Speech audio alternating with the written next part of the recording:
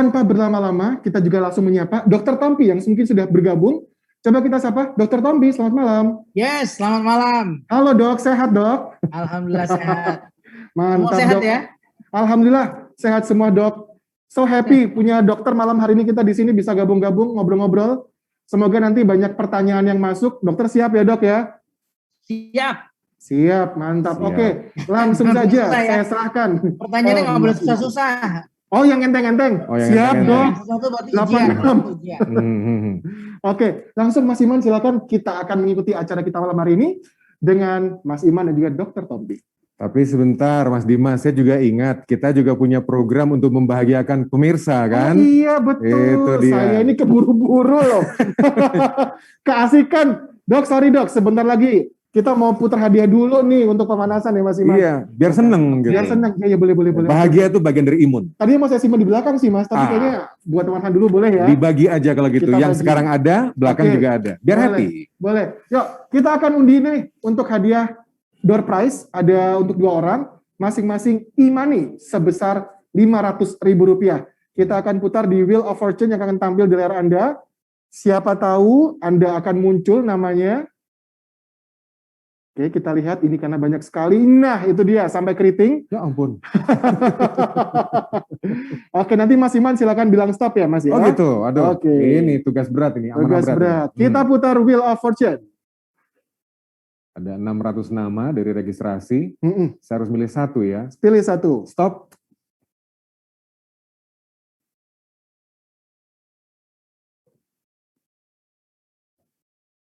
Dinda W. Oke, selamat untuk Mbak Dinda.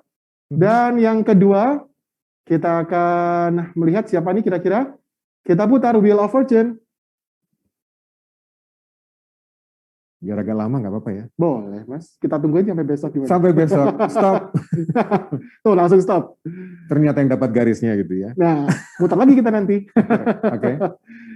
Oke, siapa ini? Franz John. Selamat untuk Franz John dan juga untuk Dinda. Masing-masing berhak mendapatkan e-money sebesar Rp500.000. Nanti tim kami akan menghubungi Mbak Dinda juga Mas Franz untuk mekanisme redeem hadiahnya. Oke, kalau begitu, tadi saya sudah terlalu excited di awal untuk ngobrol dengan Dr. Tompi, sampai saya melupakan hadiah. Biasa, ini lagi seru-serunya Mas Iman. Benar. Oke, kalau gitu langsung saja ya, kita akan mendengarkan informasi lebih detailnya seputar survival kit COVID-19 bersama Dr. Tompi dan juga Mas Iman. Silakan Mas Iman. Terima kasih Mas Dimas, terima kasih juga untuk sudah berbagi kebahagiaan, meluangkan waktu untuk bersama kita dalam program Click and Stay bersama Intiland. Kita tahu pandemi yang sudah berjalan hampir 2 tahun ini berdampak pada semua aspek kehidupan. Tidak ada satupun orang di bumi ini yang lolos. Mau kaya, mau miskin, semua kena. Ya, mau dimanapun penjuru dunia kena semuanya. Bahkan di negara maju pun juga ada yang kena. Dan kalau kita bicara soal virus COVID-19 atau SARS-CoV-2, ini merupakan virus yang menyerang sistem pernafasan. Penyakit karena infeksi virus ini disebut COVID-19, dan virus corona ini sudah menyebabkan gangguan ringan pada sistem pernafasan sampai gangguan yang berat di paru-paru, bahkan kematian. Kalau Anda mengikuti tabulasi angka, luar biasa. Tapi alhamdulillah, data nasional pada hari ini, kami dapatkan informasi ada progres perkembangan. Bahkan di Jawa Timur, skala jumlah kesembuhan juga cukup baik. Dan indikator paling gampang adalah bor di rumah sakit sudah mulai agak longgar. Virus COVID-19 sudah bermutasi. Berbagai variannya ya. Ada alfa, ada beta, kemudian sekarang ini kabar-kabarnya mutasi versi delta. Mutasi virus COVID dari India. Semua negara di dunia, termasuk Indonesia, berjibaku, berjuang habis-habisan.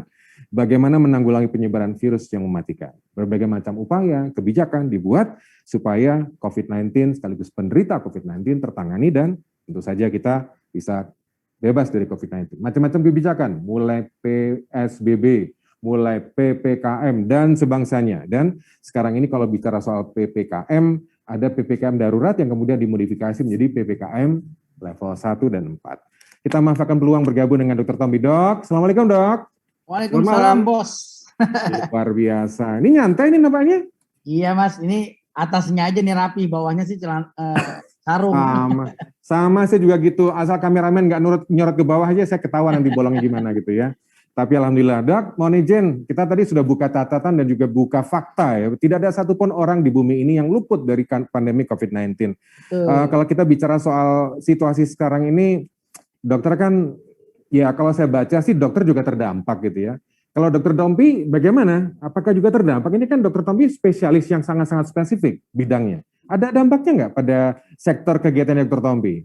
Kalau di praktek saya ya ada, tapi nggak terlalu signifikan ya, karena mungkin justru banyak pasien yang udah plan buat operasi yang tadinya susah nyari waktu jadi ada waktu kan. Jadi banyak nih orang Surabaya yang ke Jakarta terbang buat operasi. Iya. Gitu, karena ngerasa wah ini dok ini kesempatannya gitu. Jadi karena mereka bisa kerja work from home, udah gitu masih bisa maskeran, nggak ketemu orang, tapi masih bisa produktif. Tapi ada satu hal loh sebenarnya ya, COVID-19 ini kan nyebelin ya. Iya sih. Semuanya negatif, tapi ada satu positif yang saya rasa harus kita highlight sih. Apa itu? Dan saya rasa ini akan merubah banyak di tata cara kita hidup di kemudian hari. Produktivitas. Produktivitas. Yes. Ngerasa nggak bahwasanya banyak hal yang bisa kita kerjakan tanpa harus berpindah tempat. Iya, betul. Gitu ya, seperti kita ngobrol malam ini nggak mungkin kalau dulu saya pasti dikasih tiket, saya berangkat ke Surabaya, kita ngobrol di sana. Artinya apa? Begitu saya udah terbang sana, semua kerjaan saya di Jakarta buyar semua. Iya kan? Benar. Nah, sekarang kita bisa melakukan banyak hal dalam satu hari. Tinggal kita mau atau enggak doang.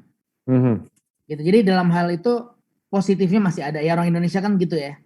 Selalu ada positifnya. Untung masih bisa begini. Untung. Nah tadi menjawab pertanyaan Mas juga. Memang kalau dari segi praktek aku nggak terlalu ngefek ya. Tapi ya saya juga kebagian ngerasain duka yang dalam gitu. Ibu saya berpulang, Masya Allah. sakit COVID ya, dan itu juga sakitnya bukan beliau yang kemana-mana gitu. Jadi memang ada salah satu anggota keluarga sepupu saya yang memang tinggal kita berdekatan di Aceh, itu nyamperin nyokap gitu, nyamperin ibu saya karena mungkin udah lama nggak ketemu, kangen. Nah itu yang bawa sakitnya. Dan sialnya lagi dia nggak tahu kalau yang dia sakit itu adalah COVID. Jadi dia cuma ngerasa nggak enak badan, hilang penciuman, flu biasa gitu. Udah dia nyamperin ibu saya gitu. Nah di situ ibu saya kena. Nah jadi banyak yang dari situ saya ngelihat prihatin gitu ya. Berarti masih banyak masyarakat kita yang nggak ngerti gitu. Karena gini Mas, flu, pilek, nggak enak badan, masuk angin itu penyakit Indonesia dari lahir sampai mau meninggal penyakitnya itu. Benar.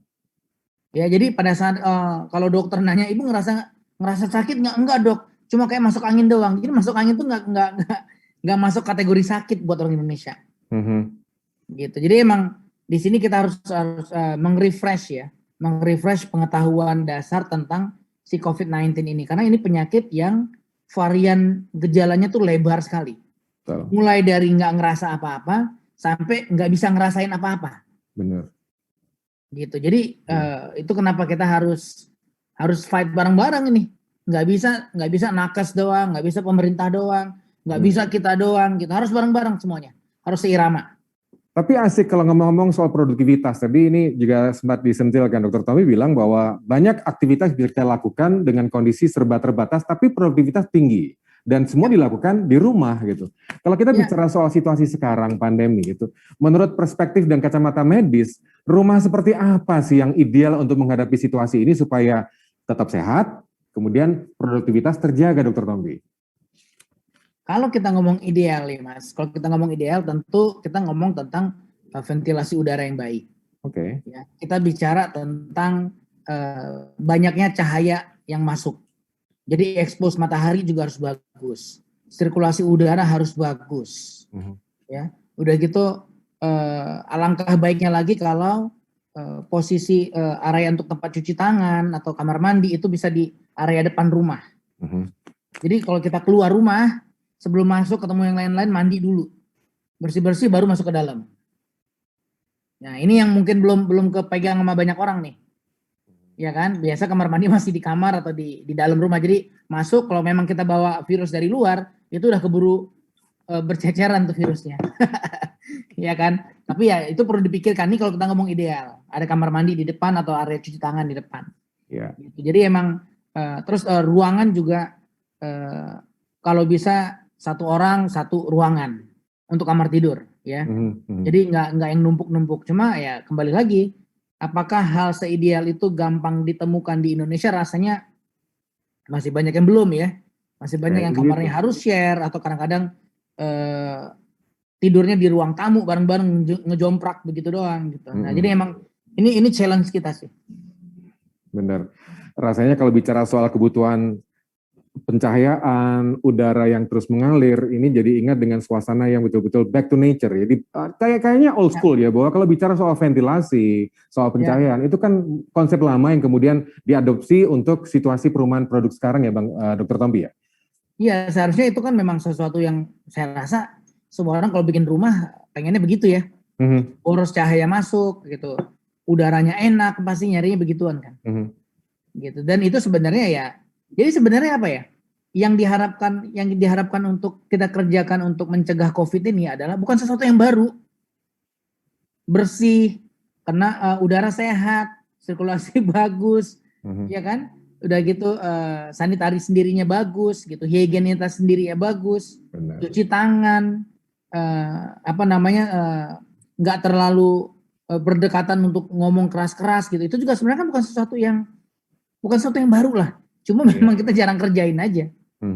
Gitu. Nah sekarang kayak ditertibkan gitu. Ayo kalau nggak begini nanti ada sakitnya gitu. Selama ini kan kita ngerasa nggak sakit gitu. Benar. Makanya sekarang dikembalikan lagi ke back to basic lagi. Dokter, kita dapat tamu, dapat audiens dari Papua, Banjarmasin, Bandung, Jakarta, tetangga juga ada. Bahkan info dari back office di kawan-kawan admin juga mantau. Ini Wakil Wali Kota Madiun, Ibu Indah Raya Ayu juga ikut bersama-sama kita ini. Selamat malam, Wakil Wali Kota.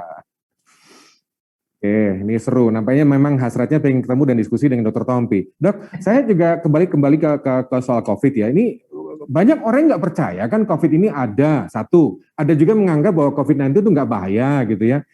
Dengan pro kontranya itu. Tapi kalau menurut dokter sendiri, seberapa bahayanya, kalau bilang bahaya, atau seberapa dampak COVID-19 pada manusia sih, Dok? Wah, kalau kita ngomong itu tadi, varian gejalanya itu memang lebar sekali ini COVID. Mulai dari tidak ngerasain ada apa-apa, sampai benar-benar nggak bisa ngerasain ada apa-apa. Artinya udah dead, ya kan? Jadi yang teringan nggak ngerasa apa-apa, benar-benar. Nah ini yang bahaya justru.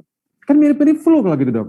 Nah itu dia. Jadi gini Mas, penyakit ini memang kita harus edukasi sih masyarakat. Orang kita itu kan senang share ya. Orang Indonesia itu senang sharing. Senang bikin testimoni.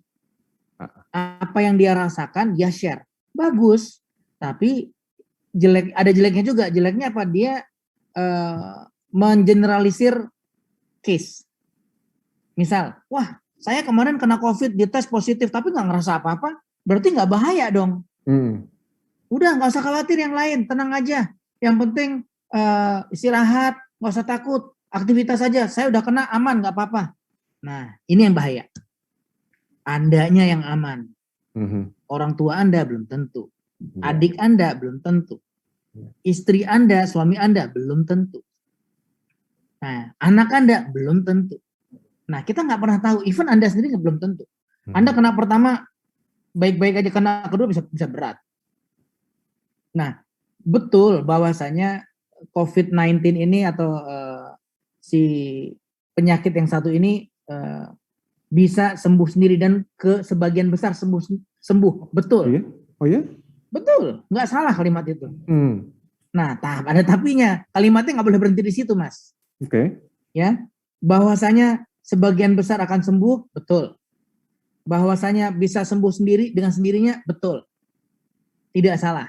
Nah, namun bukan berarti kita harus berdiam diri nggak ngapa-ngapain supaya dia sembuh. Ada upayanya supaya sembuh. Ya, jadi pengobatan sakit virus ini adalah simptomatik. Panas, minum obat anti panas. Oh, timbul ada gejala mual-mual, minum obat anti mual.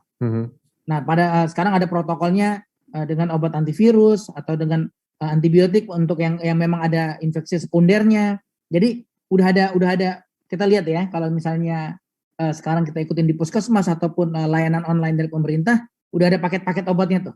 Itu udah disesuaikan. Iya. Nah, kapan harus pakai sampai ke Actempra misalnya. Nah, itu jadi jangan panikan gitu, ya. Jangan begitu tes PCR, wah positif. Padahal nggak ada gejala atau cuma flu ringan atau cuma ngerasa nggak enak badan sedikit.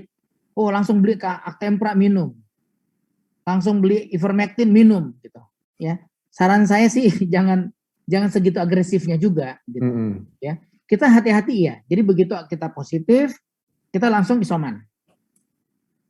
Ya, lihat terus sambil kita melihat. Karena kan rumah sakit sekarang pasti penuh. Kita antrian banyak. Betul. Biar fasilitas rumah sakit atau fasilitas yang ada sekarang itu dikonsentrasikan untuk yang gejala sedang berat. Nah, jadi begitu kita tes sakit nih Mas, yang pertama harus kita kerjakan adalah beli alat saturasi. Oke. Ya, tempel tuh di jari, jangan lepas-lepas. Nah, terus ukur badannya, suhunya. Mau pakai termometer atau ya kalau semiskin-miskinnya nggak bisa beli termometer, raba. Kalau ngerasa panas, anget, ya udah minum anti demam, penurun panas, ya paracetamol gitu. Terus sambil kita perkuat ya, kita support sistem imun kita dengan vitamin D, vitamin C, ya boleh tambahkan zinc gitu. Benar. Nah, terus makan makanan bergizi, makan yang enak. Wah tapi mual dok, setiap saya makan muntah makan lagi, ya karena kita harus kasih support nutrisi ya, kalau nggak akan sanggup badannya. Oke. Ya ini di sini pun ada perdebatan, ada tiba-tiba sekelompok dokter yang menganut, wah jangan kasih makan karbo, nanti malah penyakitnya naik, malah coronanya makin parah. Saya kurang setuju, saya kurang sependapat sama itu, ya. Nah di sini jangan, terus masyarakat jangan panik, jangan bingung lah. Saya bingung dong, dokter sana bilang jangan, dokter ini bilang nggak usah panik, ya nggak usah panik, biasa itu. Ada perbedaan pendapat dari beberapa dokter itu biasa. Nah Anda cari mana yang lebih majority, mana yang lebih dominan, dan mana yang masuk akal. Benar. Ya orang sakit kalau nggak dikasih nutrisi ya lewat lah. Benar. Ya, jadi makan. Nah terus sampai mana tadi? Nah setelah itu saturasi kita lihat, kita amatin saturasinya.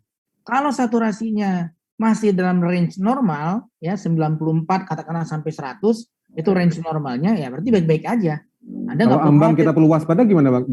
Berapa? Kalau saturasi udah mulai turun nih, ya biasanya kita mulai agak warning tuh 94 ke bawah tuh. Wow. Kalau udah di bawah 90, wah tuh langsung cari rumah sakit. Kita udah perlu support oksigen. Ya, jadi jangan begitu positif, padahal saturasi 98, nafas sesek kagak ada, demam kagak ada, langsung borong oksigen, minum ivermectin, minum Actempra, nggak perlu. Ya, nah terus jadi kira-kira kayak gitu, jangan panik. Jadi saya setuju, jangan panik tapi jangan anggap remeh.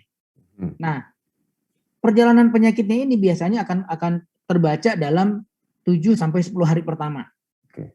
Ya 7-10 hari pertama kita lewatin dengan baik, insya Allah sih udah ke belakangnya sehat sih. Ya, nah tentu saya tidak bisa mengeneralisir, tapi ini kita ngomong secara umum kira-kira perjalanannya demikian. Nah, selama 7-10 hari ini adalah fase di mana kita harus menjaga diri kita dari kontak terhadap orang lain. Jangan sampai kita menularkan. Ingat, ringan di kita belum tentu ringan di orang lain. Nah ini banyak yang udah ngalamin. Dia sakit, dia bawa pulang, ngerawat, kumpul sama anak istrinya, dianya selamat, anak istrinya lewat. Kalau udah begini, penyesalan seumur hidup. Benar. Ini ngingetin tadi ceritanya Dr. Tompi yang juga harus merelakan ibunda berpulang ke Rahmatullah karena oleh-oleh bawa ke rumah gitu ya.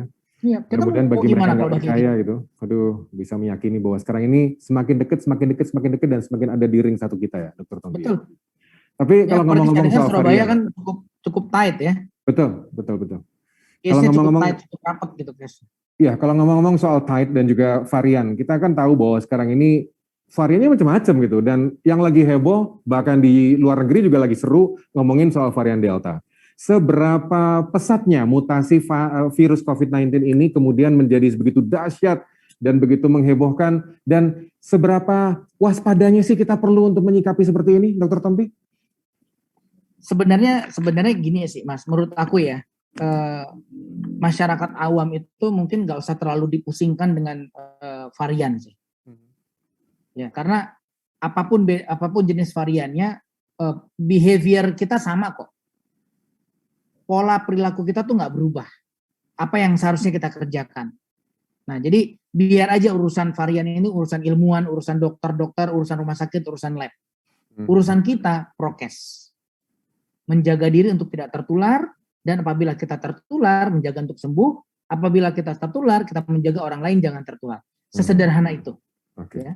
Yeah. Mutasi, itu kalau kita ngomong virus, nah ini virus memang brengsek sih ya. Udah mutasinya banyak, terus cepet. Iya.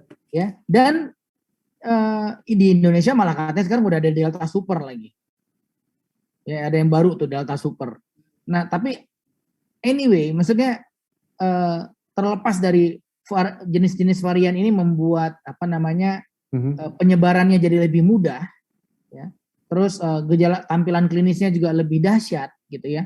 Nah, terlepas dari hal itu, yang paling penting pokoknya saya garis bawah sekali lagi adalah mari kita sama-sama kencengin prokes. Ya. Begitu badan ngerasa nggak nyaman, kan kita sekarang lagi enak-enak nih, tiba-tiba kok kayak nggak enak badan ya, kok nelen agak nyeri ya. Iya. Kok merasa kayak meriang ya, kok diare nggak biasa ya. Jadi nggak selalu hubungannya dengan nafas ya, bisa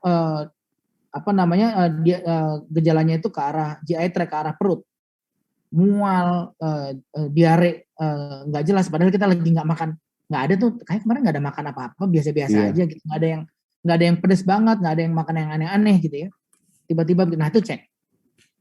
Ya, protokol kita sekarang begitu ada perasaan tidak nyaman di luar kebiasaan, cek swab antigen atau PCR. Gitu. Kalau itu negatif, nah kita baru agak lega sedikit. Iya. Gitu. Kadang nungguin hasil lab itu juga deg-degan gitu gimana gitu ya. Itu memanage rasa supaya tetap cool, tetap tenang, gimana Dokter Tompi? Gini, memang semuanya itu saling berhubungan sih Mas. Maksudnya jiwa yang tenang, kalem, tentu kalau kitanya mood secara emosional kita baik ya, psikis kita baik, imun kita harusnya baik. Ya. Tapi kalau kita panikan segala macam terus, wah itu juga bisa menurunkan imun kita. Jadi itu tadi yang saya tekankan dari awal. Jangan panik. Jadi kita bikin protapnya aja. Begitu kita kontak atau kita ngerasakan ada gejala, cek.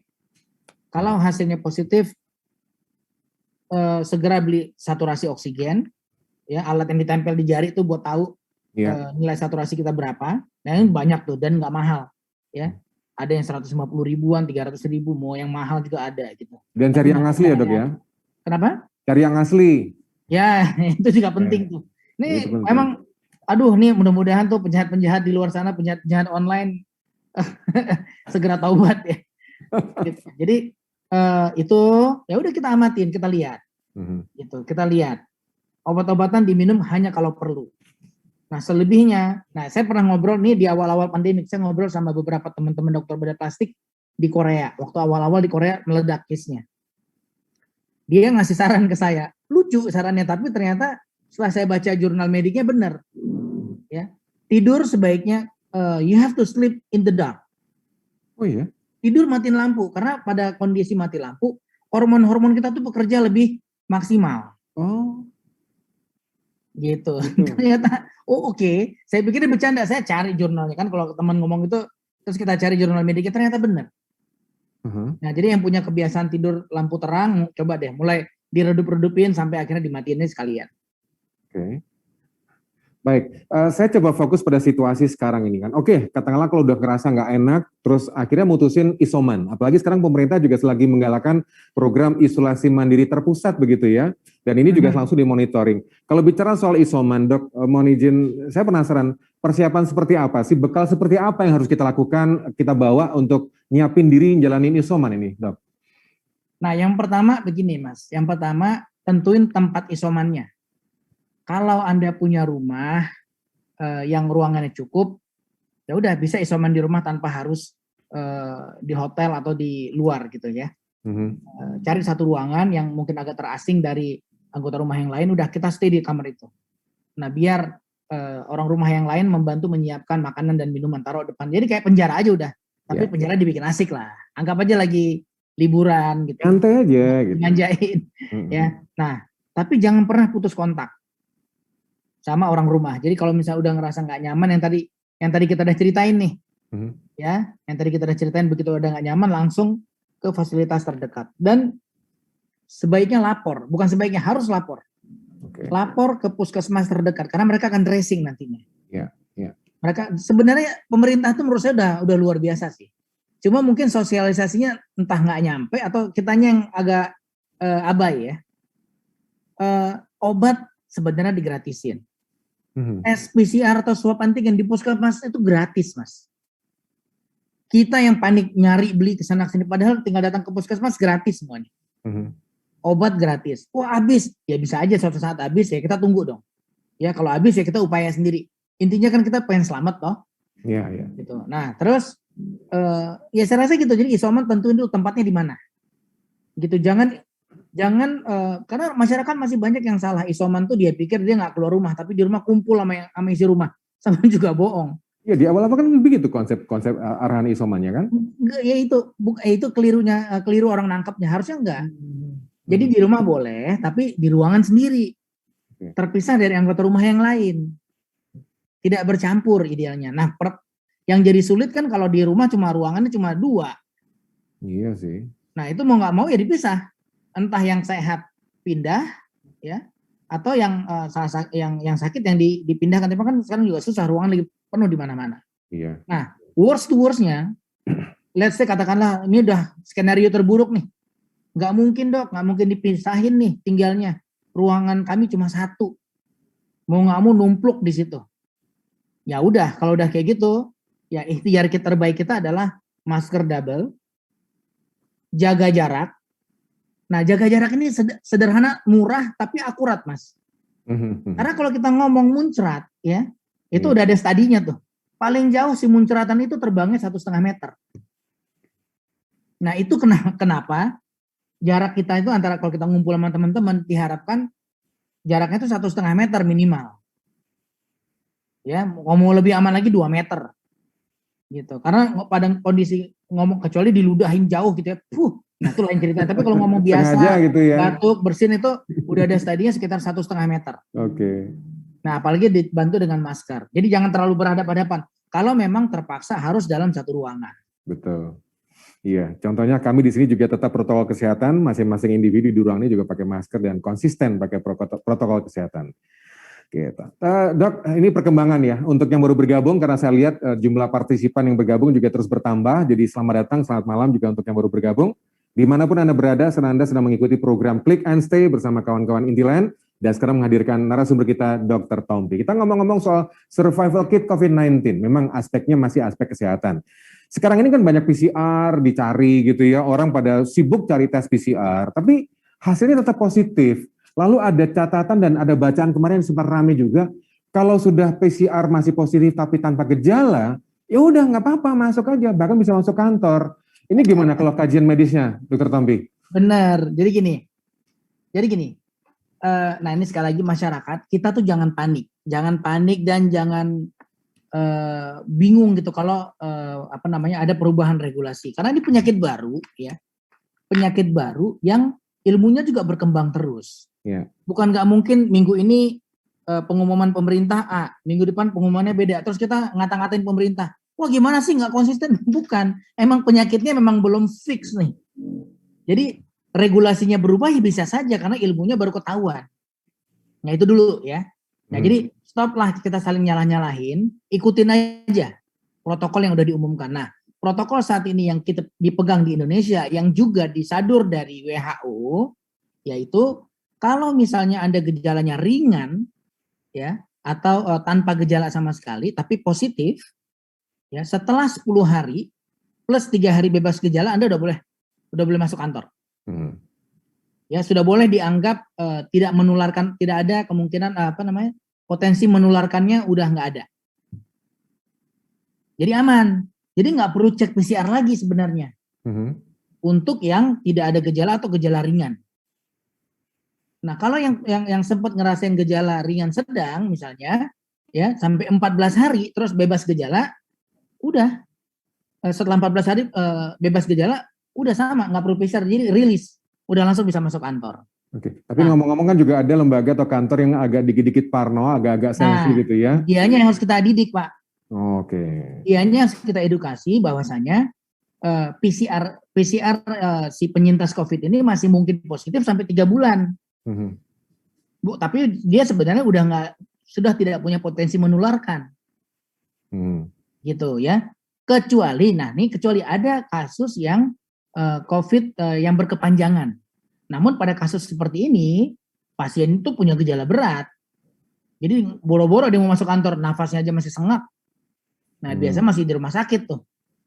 Masih dirawat gitu. Ya, itu lain ceritanya, ya. Namun pada ini kan kita ngobrolin pada case yang biasa kita lihat hari-harian nih. Benar. Udah sembuh, udah enakan, Dok. Saya udah nggak ada gejala sama sekali, udah isoman 2 minggu. Terus saya mau masuk kantor nggak boleh karena dicek PCR saya masih positif. Bisa betul. aja. PCR itu nggak bisa ngebedain bangke sama virus hidup. Jadi pokoknya yang dicek itu masih ada aja, dibacanya masih ada. Padahal sebenarnya bangkainya. Ini menarik. Nggak usah takut ya, sekali lagi nggak usah takut. Tenang aja. Oke, ini menarik. Ya, potensi menularkan itu adalah sekitar hari 5 ke 7 dari sejak kita sakit. Itu yang paling viral load-nya tertinggi itu. Perkembangan ini menarik, Dok. Jadi katakanlah kalau PCR sudah masih positif tapi tanpa gejala, kita boleh masuk kantor. Nah, katakanlah kalau kita dalam situasi seperti itu, boleh masuk kantor, apa yang harus kita lihat? Apakah kita harus menjaga jarak dengan teman-teman, atau kita punya ruangan khusus, atau surroundingnya seperti apa? Katakanlah kalau itu bicara soal kantor. Enggak, Anda sama aja dengan yang lain. Gitu, jadi nggak perlu diisolasi. Nggak perlu isolasi, masuk kantor kayak biasa aja. Tapi kan kita tetap masuk kantor dengan prokes toh. Ya. Jadi Anda masuk kantor dengan prokes, artinya tetap pakai masker, jaga jarak dari teman-teman yang lain. Bukan karena Anda baru sembuh, tapi karena Anda mungkin aja bisa kena lagi. Iya. Jadi yang orang yang udah pernah sakit COVID sembuh masih mungkin reinfeksi, masih mungkin kena COVID untuk yang kedua, ketiga kalinya. Gitu. Tetap masuk kantor, protokol kesehatan didukung lagi kalau kantornya juga mendukung. Mungkin ada ruangan terbuka gitu ya. Oh, kalau itu kan terlepas dari dia sembuh atau tidak sembuh kan memang idealnya sekarang kita mengedukasi kantor-kantor untuk demikian kan. Cuma kalau kantor-kantor gedung-gedung itu kan agak susah. Iya. Ritual rehat sebentar. Ya, mungkin kita dalam kondisi ruangan di kantor, kemudian kita punya kesempatan untuk ke balkon, rehat sebentar, menghirup udara. Itu apakah juga disarankan secara medis, Dokter? Ya, tidak ada hubungan langsung dengan penyakitnya, saya rasa ya. Ya itu lebih ke kita relaksasi aja. Tapi kalau dengan COVID-nya sendiri, saya rasa nggak ada hubungannya sih. Gitu, karena kita rehat sebentar, pas rehat ngumpul sama yang lain sama juga bohong dong. Iya. Jangan ya. Jadi ya sebatas rehat mau ngelurusin badan atau misalnya mau menghirup udara segar di luar sebentar gitu. Ya jangan ngumpul-ngumpul sama yang lain. Tapi kalau ngumpul ya sama juga bohong. Tetap protokol kesehatan berarti masker, menjaga jarak, distancing juga tetap jaga. Kemudian katakanlah kalau kita dapat kesempatan untuk istirahat sebentar ke area terbuka, itu juga sesuatu ya. Ya kalau memang memungkinkan ya tapi itu tadi kalau saya rasa tidak berhubungan langsung dengan pencegahan COVID. Justru yang mungkin yang bisa berhubungan malah kalau ruangannya ada jendela dibuka gitu. Biar ada sirkulasi ya. Jadi ingat klip di awal-awal tadi yang menampilkan beberapa fasilitas yang di karya-karya kawan-kawan Intiland yang menampilkan ruang terbuka, jendela besar untuk sunlight yang masuk gitu ya. Rumah juga memperhatikan skylight yang supaya masuk, pencahayaan, dan natural environment-nya betul dijaga, lingkungan dengan suasana hijau, luar biasa ini. Baiklah, kita masih bersama Dr. Tompi dalam program Click and Stay. Dok, kalau melihat situasi seperti sekarang ini kan di negara-negara maju gitu ya, ada yang sudah berhasil menekan transmisi, bahkan mereka juga sudah punya hajatan besar, event-event olahraga besar yang mengundang audiens dalam skala besar. Kita di Indonesia masih belum bisa gitu ya. Kira-kira bisa nggak kita niru-niru mereka dan mengikuti jejak mereka supaya bisa punya acara dan hajatan, Dok? Gini. Itu makanya kita kalau baca berita itu memang harus holistik sih. Ya. di Amerika misalnya, memang betul orang mulai bisa jalan-jalan tanpa masker, orang mulai bisa bikin acara musik dan lain-lain gitu.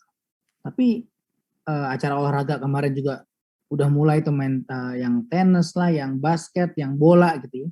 Iya. Tapi setelah itu jangan lupa ada beritanya, angka COVID-nya meningkat. Ya, jadi kalau menurut saya Iya jangan sih. gegabah lah, ya, jangan gegabah. Jangan ditiru sesuatu yang belum proven. Gitu. Kalau perkara pengen sama, kita sama pengennya. Wah ini udah diubun-ubun nih, pengen jalan-jalan, pengen ngumpul, Piknik. pengen konser, pengen apa, segala macam udah diubun-ubun, pengen banget. Tapi jangan dulu, ya. Nah, toh pun kita akan kerjakan dengan prokes. Tetap kalau saya pribadi saya nggak akan berani untuk bikin konser terus nonton konser terus numpluk-numplukan sama orang lain, nggak berani saya. Gitu, karena itu penyakit ini Anda udah divaksin pun kemungkinan kita kena masih mungkin, walaupun lebih kecil, walaupun gejalanya lebih ringan gitu. Tapi kan kita nggak pengen sakit ya. Iya, siapa yang mau sakit? Kita kan nggak pengen sakit. Jadi jangan terus, dan nggak ada guna, dan jadi maksudnya gini, jangan dijadikan pertentangan lah berita-berita yang kita baca. Oh di luar udah bisa begini, udah bisa begitu. Sekarang mulai lagi tuh di Amerika sekarang lagi heboh tuh, angkanya lagi naik. Iya. Ya. Dan lebih gila lagi di beberapa daerah tertentu saya baca mereka nggak mau vaksin malah. Itu di daerah-daerah yang nggak vaksin tuh yang angka naik banget. Benar. Gitu. Kalau di Boston katanya saya kebetulan ada beberapa teman yang di sana, mereka bilang daerah Boston tuh aman. Yang bawah-bawah tuh kata yang nggak aman. Iya. Kabarnya wilayah selatan banyak negara bagian yang anti vaksin, anti masker. Lain halnya dengan misalnya kayak New Zealand. Kalau New Zealand mereka udah seal. Dia benar-benar memprotek orang luar nggak boleh masuk. Sehingga semua yang ada jadi gini Mas, ada istilahnya bubble. Bubble itu dibikin jadi satu kelompok, mulai dari bubble kecil sampai bubble besar. Jadi kalau kita bisa pastiin misalnya gini ya, saya satu rumah tuh satu bubble. Saya, istri saya, anak-anak, pembantu, supir, semua orang yang kerja di rumah itu nggak boleh kemana-mana. Iya. Nggak boleh kemana-mana, nggak ada kontak sama orang luar. Jadi kita terima barang doang, semua diolah dalam, kita nggak kemana-mana selama 1 bulan. Nah sama 1 bulan itu saya di dalam bubble yang safe. Jadi di dalam rumah itu saya nggak perlu pakai masker.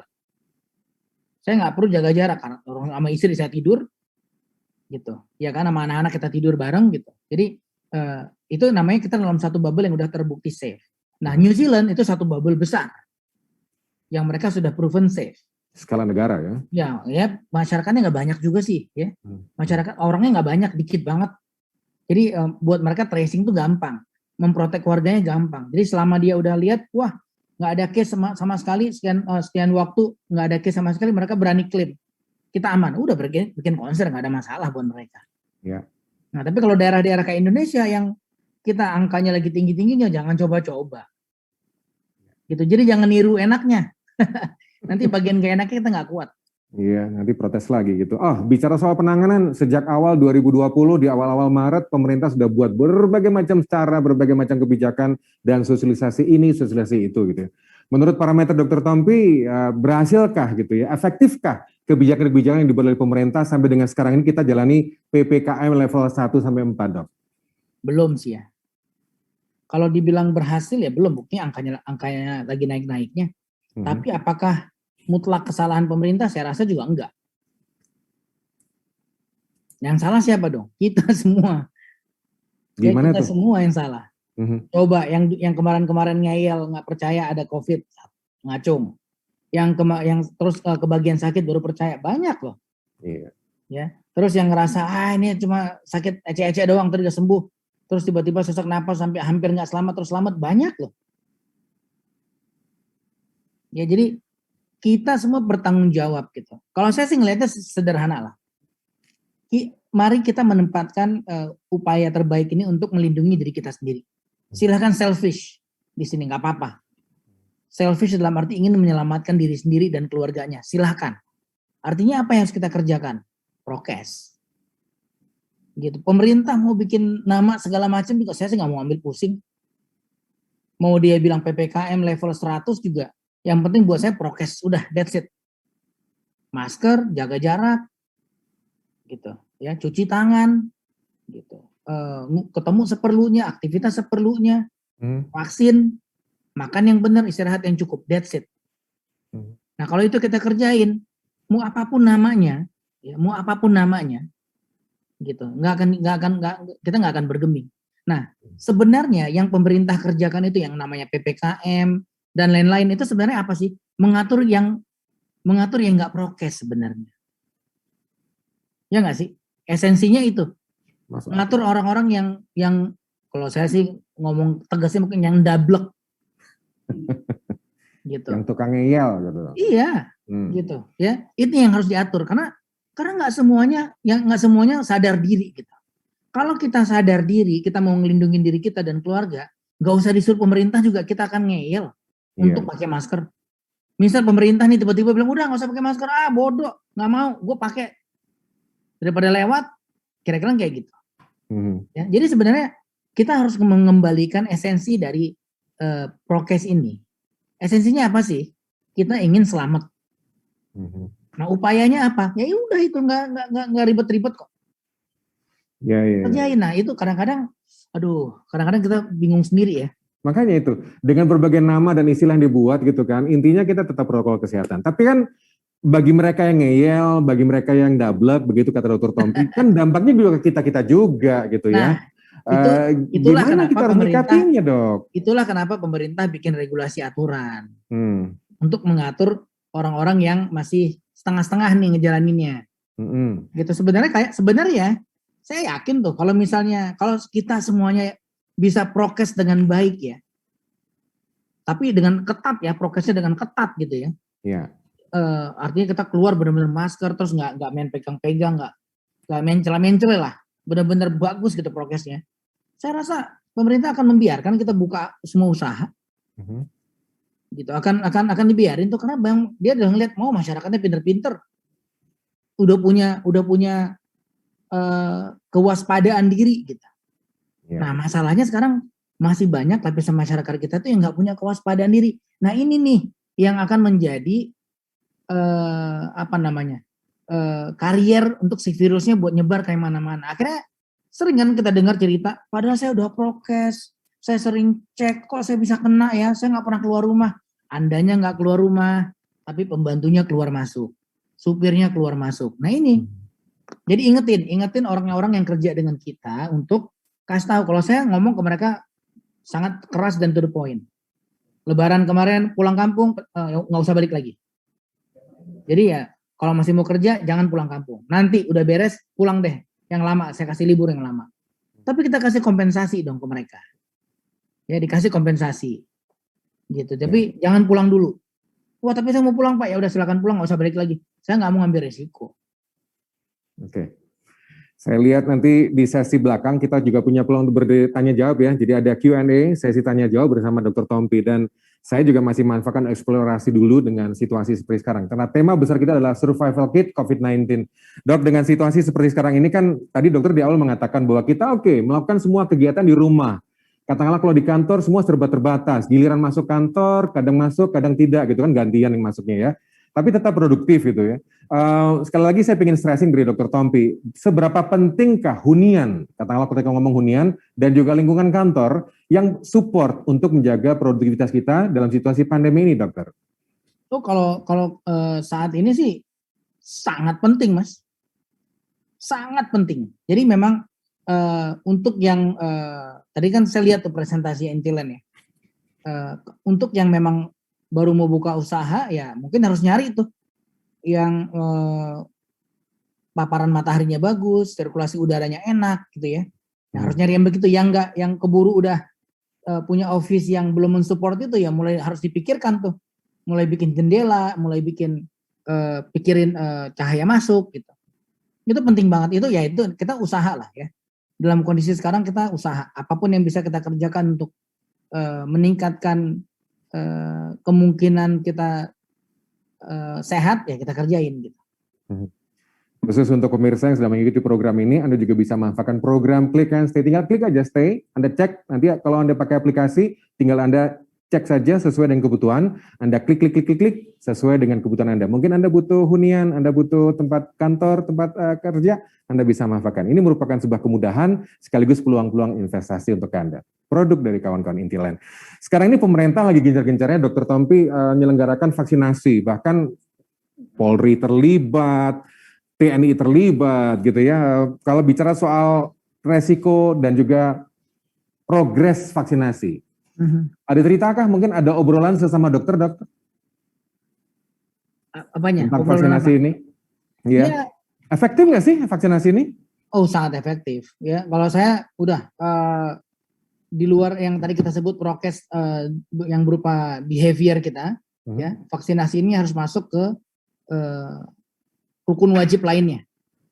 Jadi kalau bisa usahakan dapat vaksin. Hukum wajib lainnya. Iya, harus. Ya, cuma kan permasalahannya ketersediaan vaksin. Nah, ketersediaan vaksin ini kan belum bisa mencakup seluruh masyarakat Indonesia. Iya. Nah, ini yang memang agak berat ya di regulasinya. Anda lihat ya, kita mau vaksin barangnya nggak ada. Belum ada. Jadi harus menunggu giliran. Di sisi yang lain, kita mau kerja, mau terbang, harus ada kartu vaksin. Benar. Jadi buah si malakama kan? Benar. Gitu. Jadi memang saya pikir ya ini di sini peran pemerintah, exactly, karena kita nggak bisa masukin vaksin sendiri. Nah, pemerintah dalam hal ini harus, dan saya percaya sedang berupaya keras. Saya beberapa kali punya kesempatan ngobrol dengan Pak Budi, Pak Menkes. Dengan mata kepala sendiri saya ngelihat beliau, saya rasa ya jadi orang yang paling sedikit tidur kali sekarang. Gitu. Jadi kerjanya benar-benar ngurusin vaksin dan lain-lain ini ya. COVID ini benar-benar setengah jungkir balik. Benar.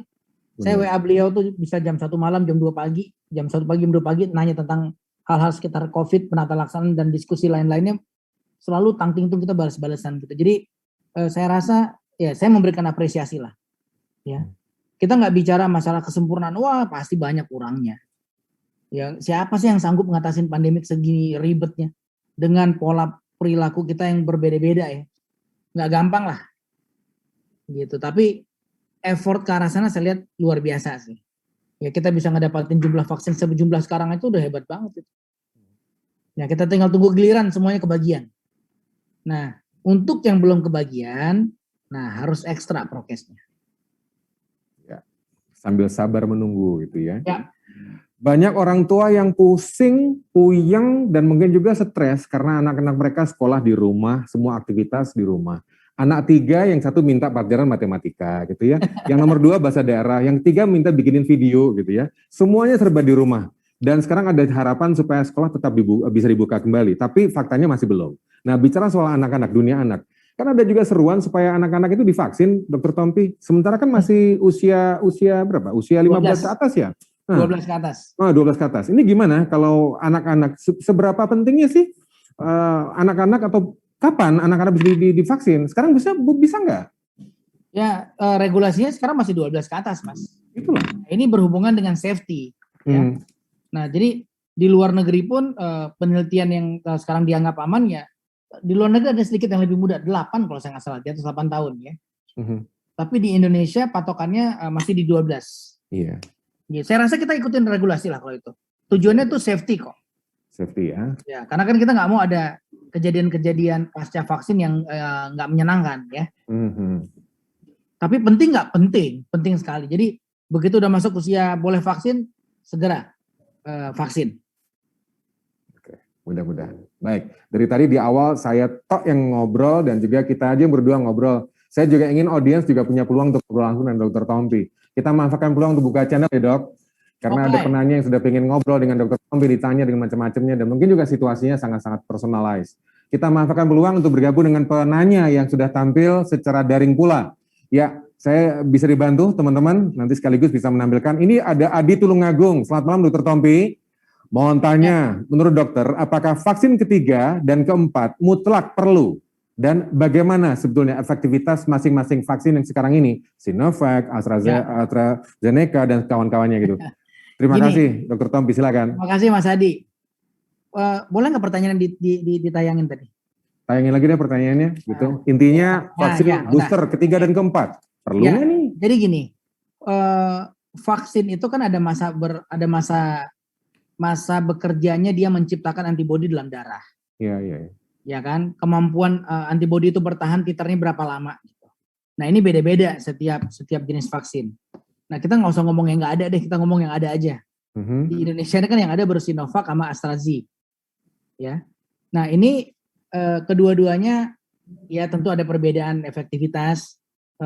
Sinovac tuh kalau saya nggak salah 60-70% ya. Astra sekitar itu juga gitu. Nah, cuma yang udah pasti terbukti adalah dengan kedua vaksin ini berat ringannya efek dari si COVID infection ini jauh lebih kecil. Jadi gejala kita jadi ringan, lebih gampang sembuh, gitu. Jadi kerjain.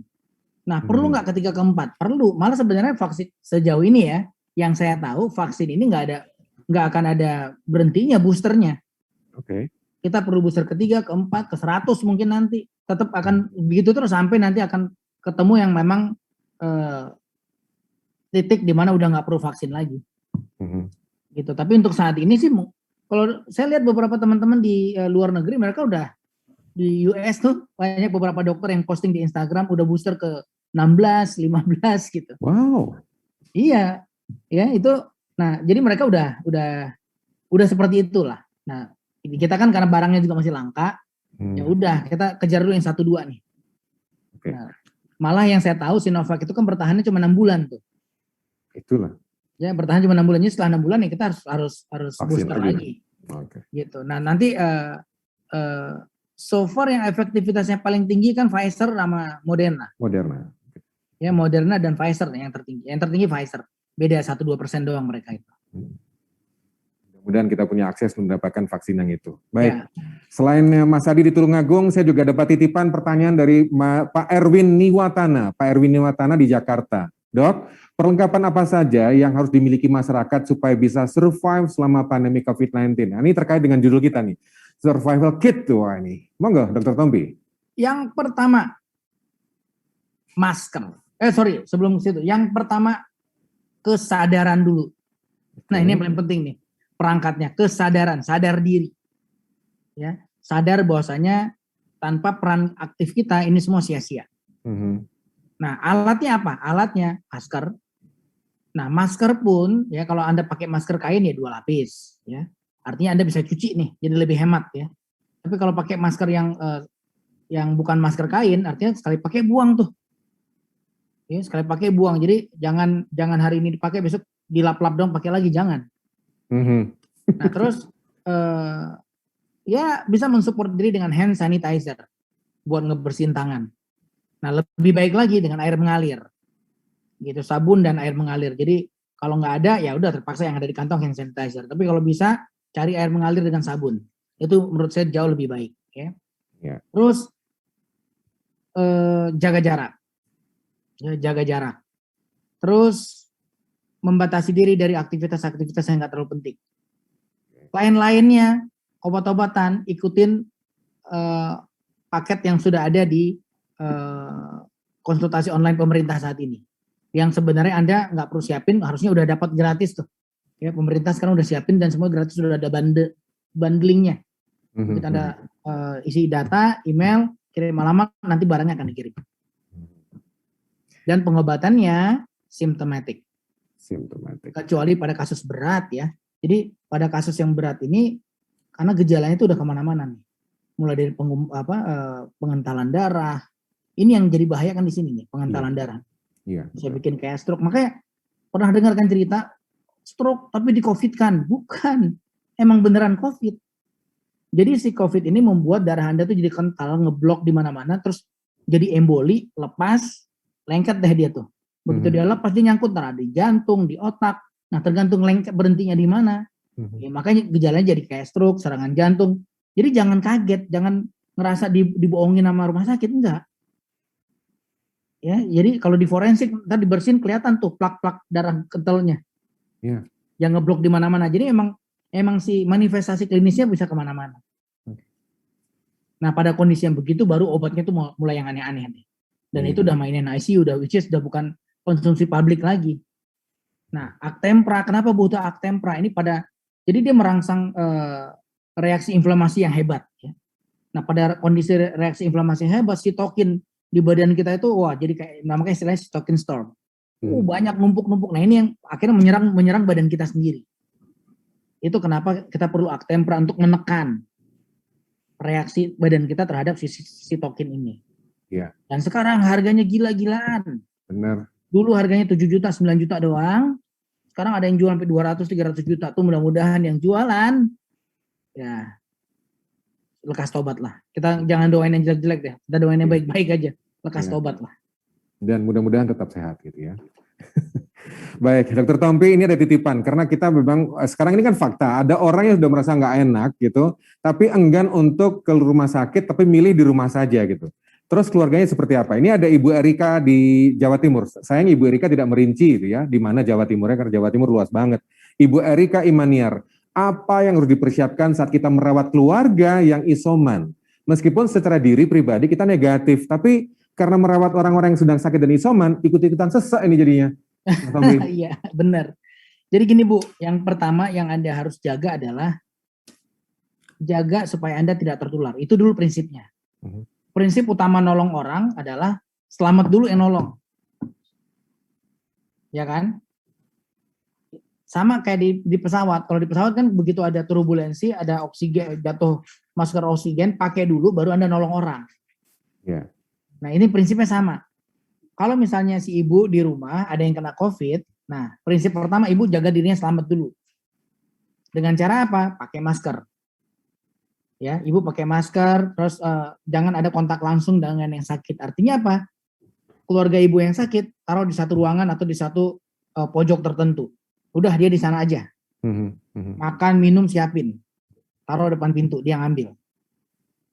Gitu. Setiap menyentuh barang sesuatu yang kita bersentuhan dengan dia, cuci tangan dulu. Karena bisa aja dia bekas megang mulut, terus di gelasnya masih ada nempel-nempel, karena si virus ini masih bisa hidup beberapa jam tuh. Bahkan beberapa hari malah. Jadi kita bersihin, cuci tangan, baru kita mulai pegang lain. Cukup banyak kok case-nya yang yang kalau memang behave attitude-nya benar, ya perilakunya benar, walaupun ada keluarga yang sakit, dia nggak akan tertular. Ini kan sama kayak di rumah sakit juga.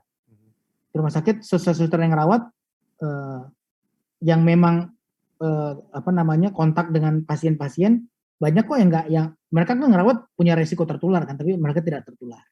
Yaitu karena prokesnya bagus. Ya.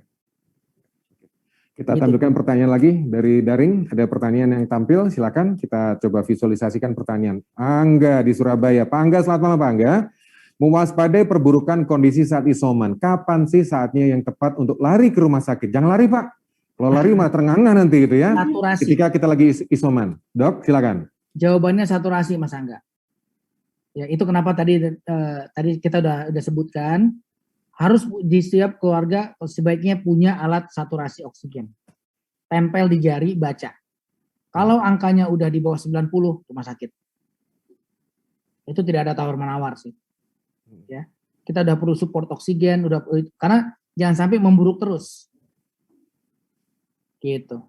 Ya, jadi patokannya ambil yang universal lah, yang gampang. Saturasi oksigen. Saturasi oksigen. Oke. Ya. Dan mau nggak mau harus cari alatnya ya. Iya, karena gini, orang COVID belum tentu ngerasa sesek loh. Oke. Ya, kita nggak ngerasa sesek. Orang masih bisa tuh saturasi 90, 85 tuh bercanda, ketawa-ketawa, masih bisa.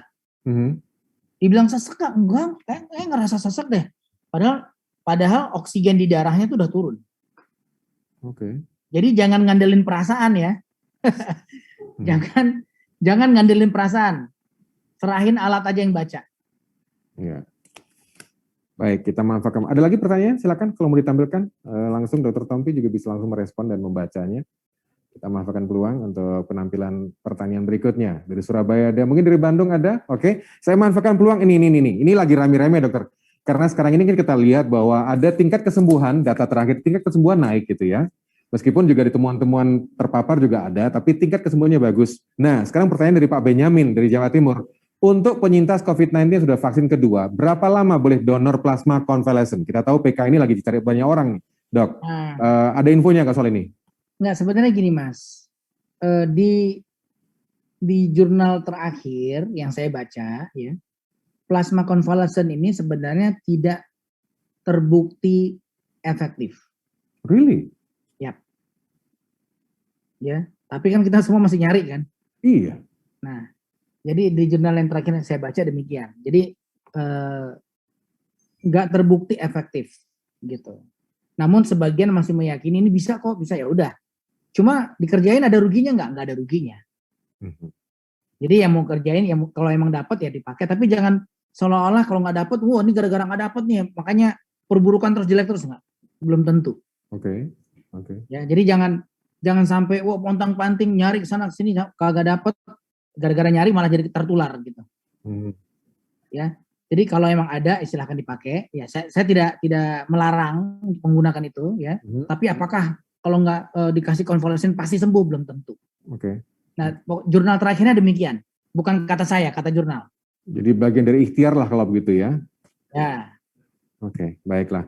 Sekarang saya juga penasaran kalau misalkan ada orang yang sudah sembuh dan ingin donor, kan ada durasinya, ada syarat medisnya baru bisa dipenuhi dok ya. Dan semangatnya tinggi banget nih untuk mereka yang ingin donor plasma konvalesen. Ada tips mungkin untuk mereka yang sudah antusias menggebu ingin donorkan plasma konvalesen dokter? Ya boleh aja, tapi kan itu juga ada syaratnya.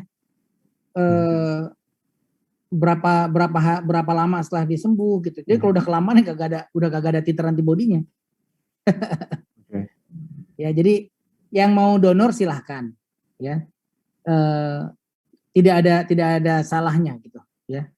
Saya nggak melihat ada ruginya sih. Ya. Tapi apakah pasti bermanfaat ya? Lagi-lagi belum tentu. Untuk pendonornya ada efeknya nggak? Ada dampaknya nggak? Atau mungkin aman nggak dok untuk pendonornya? Aman, nggak masalah, aman. Nggak ada masalah ya. Oke. Jadi untuk yang sudah semangat untuk melakukan donor silakan. Tapi kalau bisa ada kajian-kajian lainnya, siapa tahu ada ikhtiar-ikhtiar berikutnya. Kita manfaatkan peluang bergabung dengan penanya lagi yang sudah ada di daring. Sudah muncul pertanyaan. Izin untuk menampilkan pertanyaannya. Siapa ini Aja? Nama aja atau tiada nama aja gitu ya? Atau aja saja gitu? Mudah-mudahan bukan aja gitu. Nah, kan contoh kan? Berarti ini sama frekuensinya sama Dr. Tompi nih. Apa yang harus dilakukan tenaga medis ketika tahu ada seseorang ibu hamil yang tiba-tiba waktunya melahirkan dan saat hendak melahirkan ternyata positif COVID-19? Bagaimana cara para medis membantu bersalin sang ibu? Wah, nih membantu dengan jarak jauh. Apakah menggunakan APD dan peralatan lainnya, dokter? Jadi gini, sebenarnya ya pada ibu hamil dengan COVID, nah ini udah banyak case-nya. Saya dapat cerita dari beberapa teman SPOG, spesialis obgyn di Jakarta, yang cerita mereka harus operasi bahkan pada tumor keganasan pada perempuan ya, kasus tumor obgyn gitu. Nah itu mereka cerita harus tetap operasi karena memang harus diangkat gitu. Dan positif COVID. Wow. Nah mereka tetap kerjain kok, dan itu kita udah ada protokolnya. Sama dengan saya sebagai dokter bedah, kalau memang pada case yang emergency yang kita nggak bisa mundur ya kita akan tetap kerjakan. Dan kita udah ada protokolnya.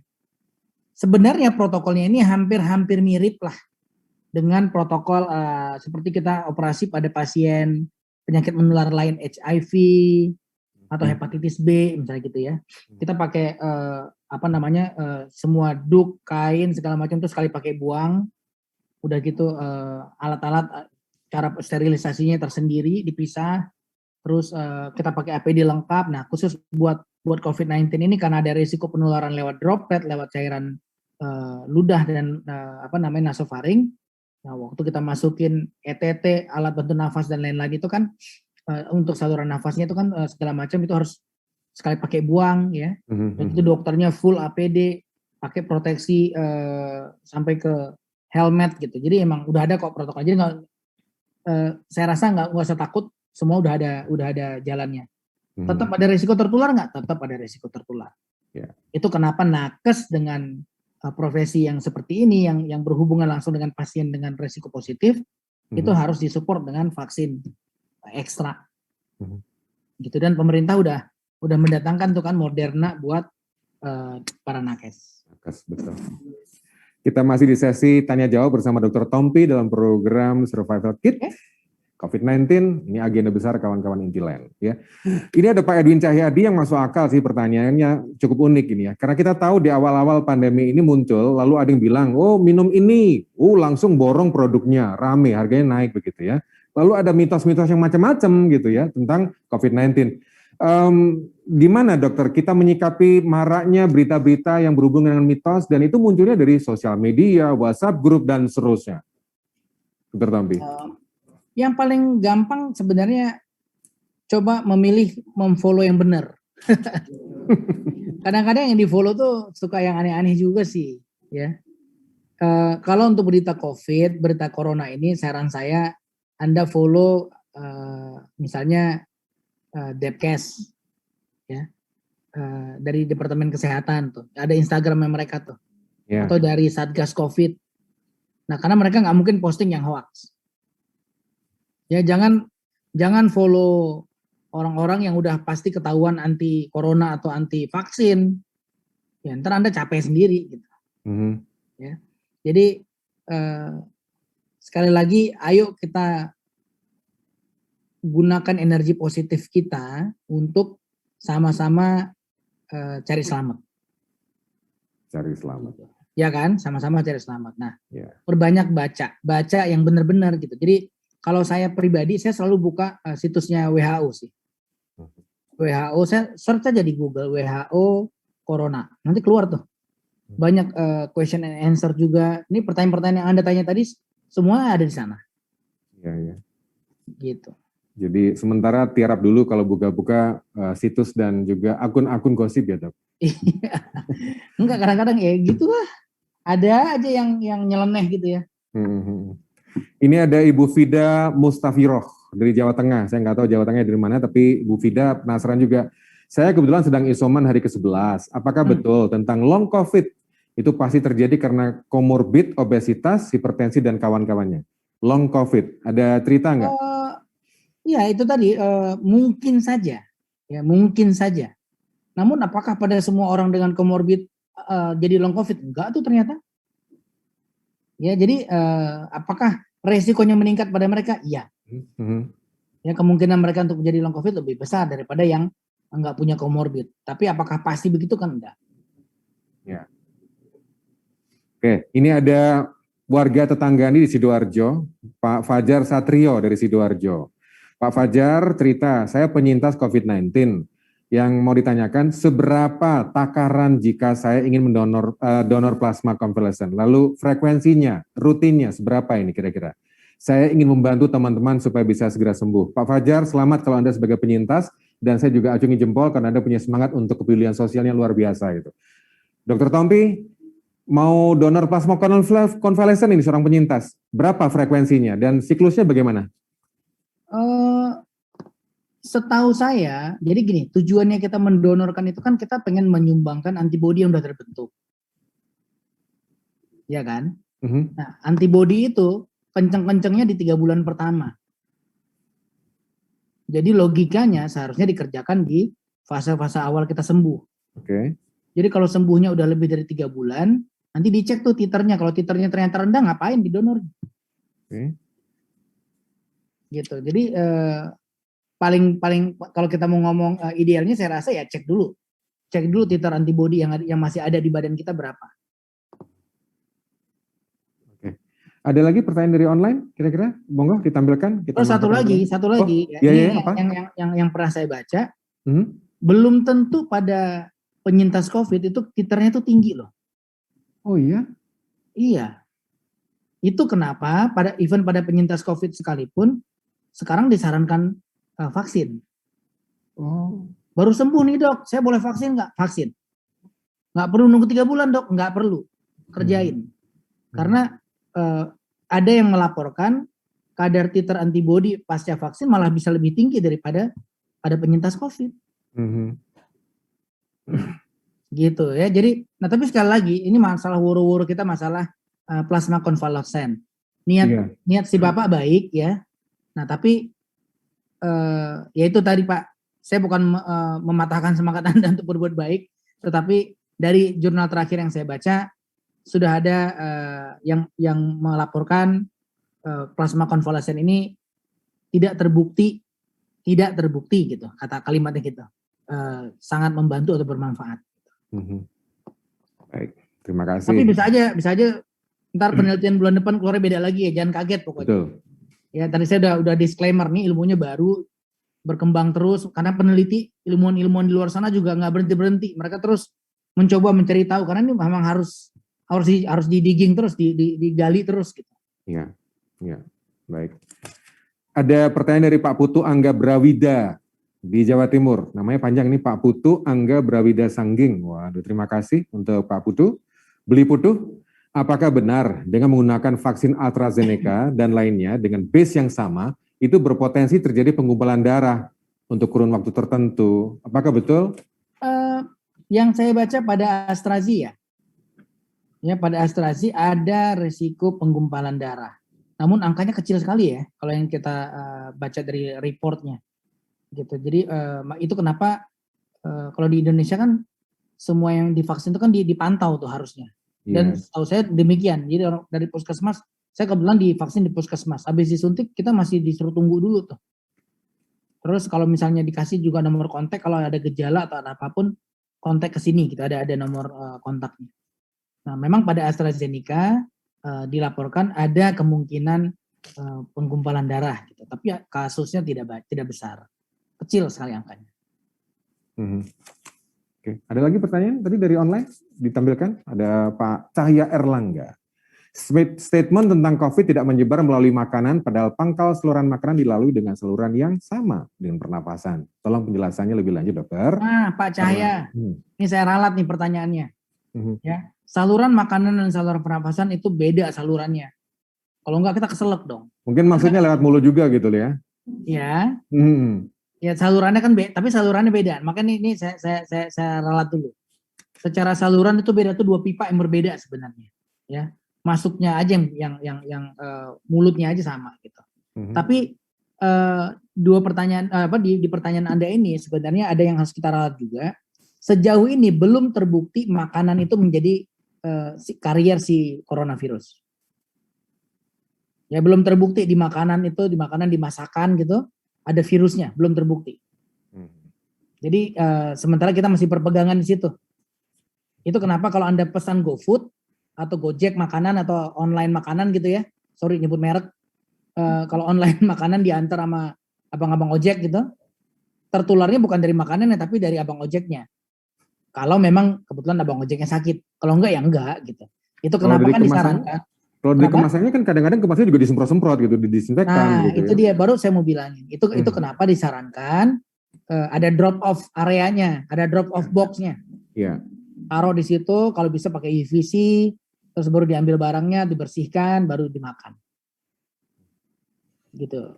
Ya itu jadi bukan saya menuduh abang ojek COVID ya, bukan ya. Tapi maksud saya kita ngomong possibilities kita tertular. Nah sejauh ini yang diyakinin tertularnya itu dari orangnya, bukan dari makanannya. Sumber penularannya siapa? Siapapun yang nganterin ya. Iya, betul. Ini bahaya nih, kita salah-salah ngomong ntar di-tweak, diambil bagian-bagian itu ya doang, kirain Dokter Tompi bilang tukang ojek karier coronavirus, bisa begitu tuh, capek deh. Iya, biasa. Kita kan kreatif dan punya jawaban untuk semuanya gitu kan. Baik, kita masih dalam sesi tanya jawab. Ada lagi pertanyaan dari daring? Silakan ditampilkan. Ada Ibu Najla. Oh, ini dari India ya. Tadi ada Aja, ada Najla, nanti ada siapa lagi nih? Ras Kapur nanti mungkin ya. Dok, penanganan seseorang yang terkena COVID-19 dan punya komorbid, apakah harus segera dibawa ke rumah sakit atau bisa dengan isoman saja gitu? Gini, semuanya tergantung dari gejala yang timbul. Ya. Semua tergantung dari gejala yang timbul. Nah, kalau orang-orang yang dengan komorbid, Anda lihat dulu. Artinya kita udah ada warning dari awal. Ya, kita udah ada warning dari awal. Nih siap-siap nih. Kalau sampai saturasinya drop cepat, kita langsung. Jadi dari awal, kalau saya boleh kasih saran, dari awal Anda sudah cari dokter. Sekarang kan banyak dokter online tuh yang memberikan pelayanan online, dokter paru, penyakit dalam, bahkan dokter umum yang memang udah train masalah COVID ini ya. Nah Anda dari begitu sakit langsung jangan lepas dari pengawasan dokter. Nah kasih tahu saya ada komorbid saya apa, sakit jantung, obesitas dan penyakit penyerta lain lah ya. kasih tahu. Jadi supaya pemantauannya lebih ekstra. Dan yang tadi satu lagi, saturasi jangan pernah lepas dari jempol, dari jari telunjuk. Pasang terus. Begitu udah mulai turun 95, arah 90 ke bawah, lari ke rumah sakit. Ya. Bicara soal saturasi dok, ini pengalaman pribadi saya juga pengen nanya nih akhirnya ya. Kalau kita memakai alat pengecekan oximeter gitu ya, itu jari yang mana yang ideal? Karena saya pernah coba sendiri, telunjuk sama beda. Semuanya, nggak apa-apa. Oh gitu? Ya bisa aja beda-beda kan, kalaupun ada beda-beda tipis lah. Oke. Nggak mungkin di telunjuk 90, di kelingking 80 tuh nggak mungkin. Oh gitu. Ya. Oke. Paling beda 1 poin, 2 poin gitu, itu biasa kan. Oksigen nyampenya ke situ kan mungkin beda-beda tipis. Iya, itu. Khawatir juga sih antara telunjuk beda dari tengah lain, nanti jari manis, nanti cincin kawin nanti gitu ya. Ya itu berarti permasalahan rumah tangganya berat tuh. Jadi oksigennya nggak nyampe. Iya, ya oke deh kalau. Mungkin istrinya minta hunian baru gitu. Baik, kita manfaatkan peluang untuk menampilkan pertanyaan dari daring. Silakan, Ibu Natalia di Surabaya. Kok udah ada pertanyaan soal pertolongan pertama kalau saturasi di bawah 90, tapi nggak ada oksigen dan rumah sakit penuh. Wah ini. Nah, ada. Gimana nih dok? Kalau sekarang misalkan, kan mungkin teman-teman udah pada ngeliat ya posisi ya. Iya. Yang manuver-manuver posisi untuk meningkatkan, untuk menaikkan saturasi. Oh iya. Apa namanya pong-pong apa gitu ya? Hah? Apa sih? Proning. Ah, proning. Bukan pong-pong Pak. Pong-pong itu bakal cikal kupu-kupu. Saya tahunya cuma pruning gitu ya. Kalau tanaman pruning itu sambil sore-sore gitu ya. Nah, coba di browsing tuh ntar posisinya biar jelas ya. Pruning. Ada step-stepnya tuh. Tapi valid ya dilakukan itu valid, di rumah valid. Bisa ya? Ya, bisa ya. Itu membantu naikin oksigen. Tapi ya itu kan kenapa? Ya itu ini sebenarnya isunya nih Mas. Saya di beberapa kesempatan selalu bilang COVID ini penyakit yang idealnya bisa diatasi gitu. Ya, pemerintah rumah sakit nakes itu idealnya sangat pada hampir kebanyakan kasus bisa ngeberesin masalah orang yang sakit COVID. Nah permasalahannya kalau jumlah yang sakit lebih banyak daripada kapasitas rumah sakit, nah itu masalah kita. Gitu, nggak ngebangun rumah sakit, ngebangun oksigen segala macam itu nggak bisa dalam sehari. Nah itu yang terjadi sekarang. Lonjakan kasusnya gila-gilaan, orang kaget semuanya. Ya, IGD, ICU itu cuma bisa nampung berapa orang doang. Tiba-tiba yang sakit beratus-ratus kali lipat dari itu, ya mau gimana? Nah itu kenapa penting banget ngejaga prokes. Ya. Makanya sebenarnya yang paling murah sekarang adalah mencegah sakit, itu yang paling murah. Ya. Soalnya dulu sakit jadi miskin akhirnya kan, gitu. Sekarang yang paling gampang adalah dan murah menjaga diri supaya tidak sakit. Baik, dokter ini ada pertanyaan dari Jakarta Selatan. Ini penasaran karena tadi dokter nyentil juga kan soal konsumsi vitamin dan sebangsanya gitu ya. Seberapa besarnya dosis disarankan untuk mengkonsumsi vitamin di masa pandemi sekarang gitu ya? Kan karena ada yang 3.000, ada yang 5.000 IU gitu, macam-macam lah gitu. Idealnya seberapa sih konsumsi vitamin sebagai suplemen tambahan? Nah, jadi pada dasarnya kita perlu beberapa vitamin yang memang berhubungan dengan sistem imun, ya kan? Nah, angka kebutuhan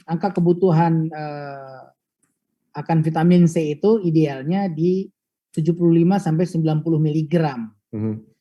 Ya, tapi maksimum dosnya bisa sampai 2000 mg. Nah, kalau saya pribadi, saya minumnya 1000 mg. Oke. Nah, 1000 mg, terus saya cari yang liposomal. Jadi cari vitamin C yang liposomal. Apa itu? Artinya dia larut dalam lemak, sehingga penyerapannya bisa utuh, sempurna. Ya. Nah, kalau Anda minum yang effervescent, itu kan 500 tuh. Iya. Yang diserap nggak segitu. Lebih sedikit. Saya minum 2 biar 1000. Yang masuk ke dalam, yang diserap nggak utuh gitu. Nggak 1000 gitu ya. Jadi cari yang vitamin C yang liposomal yang 1000 mg. Itu yang saya konsumsi sekarang. Nah, dosisnya boleh sampai 2 kali 1, 2 kali 1000. Jadi 2000 dalam sehari, boleh. Itu maksimum dosnya ya. Ini kita ngomong kebutuhan vitamin C untuk daya tahan tubuh. Terus vitamin E. Vitamin E itu kebutuhannya sebenarnya 15 mcg.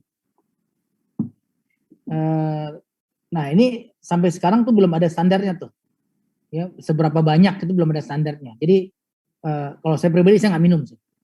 Ya, vitamin E saya ngandelin dari makanan aja. Nah terus zinc itu boleh sampai 40 mg per hari. Itu maksimum dosnya. Ya. Nah pepet-pepetin aja ke situ.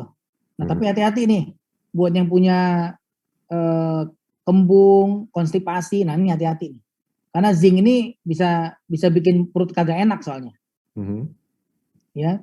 Terus magnesium juga sebenarnya kita udah dapat cukup banyak dari makanan harian lah. Ya mungkin nggak, kalau saya sih nggak minum. Magnesium saya nggak minum. Kalau zinc saya masih minum sesekali. Ya.